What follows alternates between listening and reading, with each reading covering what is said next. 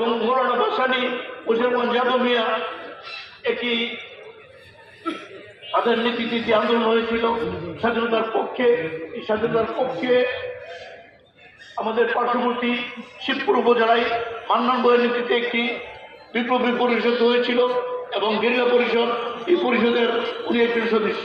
তাই এই বলে আমি আমার বক্তব্য শেষ করছি। আসসালামু আলাইকুম। গভীর শ্রদ্ধা এবং শোক জ্ঞাপন করছি, তার রুহের আত্মার মাগফিরাত কামনা করছি এবং একই সাথে শোক সন্তপ্ত পরিবারের প্রতি গভীর সমবেদনা প্রকাশ। ধন্যবাদ। আসসালামু আলাইকুম। এবং আল্লাহ তাকে অনেক বড় হায়াত দিয়েছে। আমরা মুরব্বী শূন্য প্রায় পর্যায়ক্রমে আমাদের মুরব্বীরা, আমাদের যারা আছেন সকলেই চলে যাচ্ছে। আজকে ওনার প্রয়াণে আমরা সবাই শোকাহত। আমরা জাতীয়তাবাদী দলের পরিবার যেমনি শোকাহত, সকল শ্রেণী পেশার মানুষ, সমাজের মানুষ, শিক্ষা প্রতিষ্ঠান সবাই আমরা শোকাহত। উনি